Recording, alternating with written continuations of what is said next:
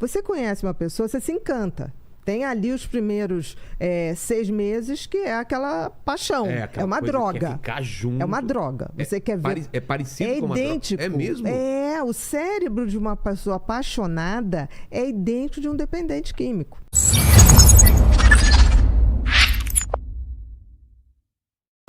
Então é aquela coisa que você tem abstinência se não vê. Né? Paixão patos, de né? patos, porque lembra uma coisa patológica, né? Como se fosse uma dependência, uma abstinência. Até dói, né? Sim, você quer ver, você fica ali, você manda um recado, você quer imediatamente ver se respondeu, você passa o dia inteiro esperando a hora de ver. Então, assim, é uma mudança muito grande. Tanto que a paixão, ela dura de 6 meses a no máximo 2 anos. Porque o cérebro não aguenta. Imagina viver a vida inteira assim, Você fica o tempo todo hiperligado. O que está fazendo, o que não está fazendo, que horas me ligou, não me ligou ainda, isso significa o quê? Entendeu? Entendi. Então, assim, o cérebro não aguenta isso. Você não consegue.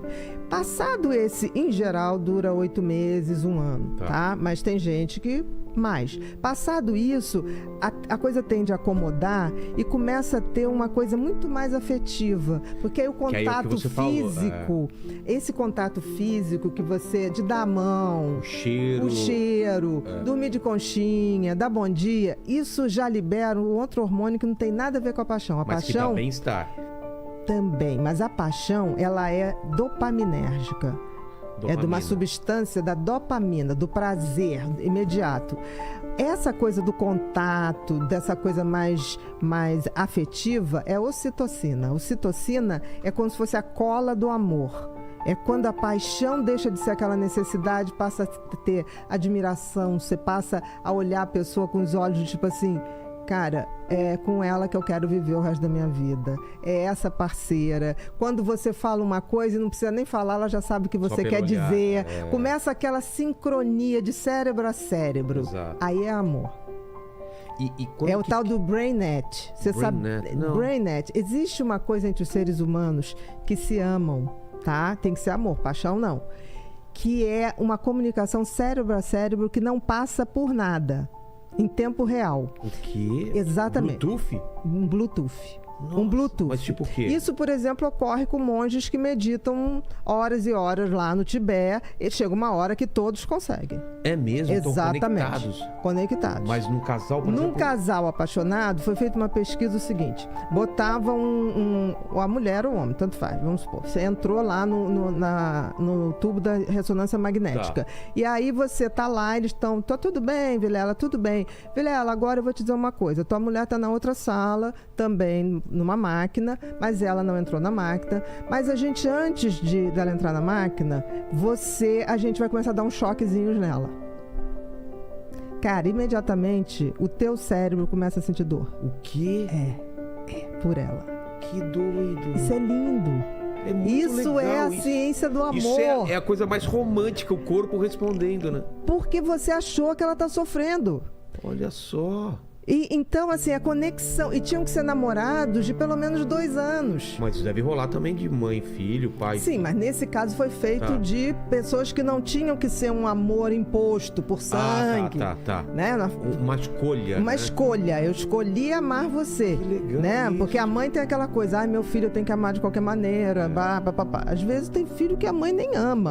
Mas assim, ela se sente responsável, né? Mas existe. A gente vai falar até sobre esse negócio de instinto materno, que é bullshit. Exato, né? Exatamente. Tem mulher que sofre horrores porque acha que tem que amar e não ama os filhos. Então, essa pesquisa provou que existe uma comunicação cérebro a cérebro das pessoas que se amam. Mas faz muito sentido isso. E é lindo, porque aí quando chegava e dizia pra ela, que estava na outra sala, vamos supor que essa namorada fosse a sua eterna namorada, e falasse assim, olha, o negócio é o seguinte, o Vilela agora vai passar por um processo que a gente vai ter que dar uns choquinhos nele pra ver.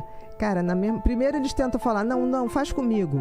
Ah, é? Os dois falavam isso, faz comigo. Não, mas tem que ser com ele. Acendiam as mesmas regiões que seriam onde estaria dando choque nele e sem ela estar recebendo choque.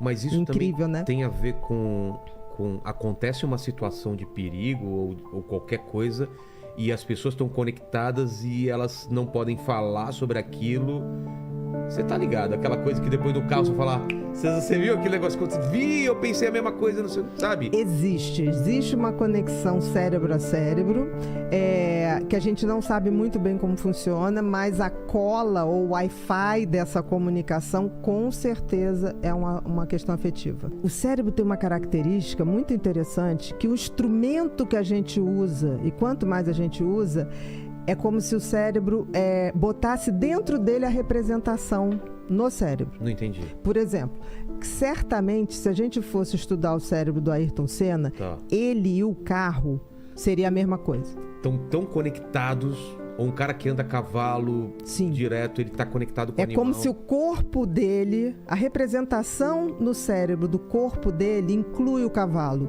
inclui o carro. E isso é tão verdade que a gente não precisa ser Ayrton Senna. A gente, quando dirige, a gente fala, gente, olha pra cá, olha pra lá. Eu não sei como cheguei, às vezes, num lugar, né? E como é que a gente passa por coisas que a gente não calcula? A gente sabe que dá. É como se o teu corpo tivesse aquela extensão. Quem tá do lado fala, não vai dar. Você fala, tranquilo, dá, e você passa. Porque o teu cérebro incorpora os instrumentos como se fizesse parte. Então a gente tem que ter muito cuidado, porque essa coisa, por exemplo, um agricultor ou um artesão, aquilo que ele faz com a mão... Torna-se uma extensão? Uma extensão dele. Olha só. Uma extensão dele. Você vê um cara dirigindo um caminhão daqueles enormes, o cara manobrando, é uma coisa absurda. E a habilidade. E a habilidade, É incrível. E o cérebro faz isso em pouco tempo, tá?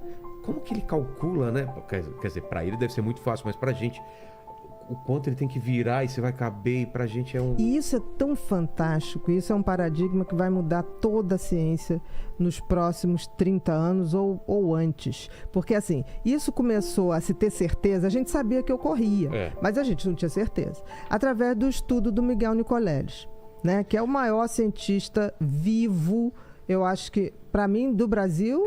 Esse cara era para ter uma estátua dele no Brasil, e ele ser ganhador de prêmio Nobel. Vamos dar o contexto. Quem é esse cara? O que Quem é o Miguel Nicoleles? Ele era um médico aqui do Hospital das Clínicas, e um belo dia ele recebeu um convite para trabalhar no laboratório de neurociências, se eu não me engano, na Carolina do Norte.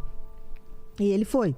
E chegou lá, ele e um outro escocês, um cientista, resolveram estudar como que os macacos, uma macaca que ficou muito famosa, que é a Aurora, que foi a do estudo, se ela podia incorporar algum tipo disso, de um instrumento. Então eles botaram a Aurora para pegar um joystick, feito um braço, e botaram ela para receber uma recompensa toda vez que ela conseguia mexer direitinho.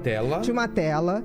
E passava umas bolinhas, e se ela acertasse o centro da bolinha, com quantas bolinhas ela acertasse, ela ganhava um suco de laranja. Ou seja, ela não estava mais tocando naquilo. Não, era através do instrumento. Ela tinha que entender que ela mexia o instrumento e ela acertava. E aí, de tanto em tempo, ela ganhava o suco de laranja. É claro que ela só queria o suco de laranja. Mas rapidamente, ela começou a saber o que ela tinha que fazer.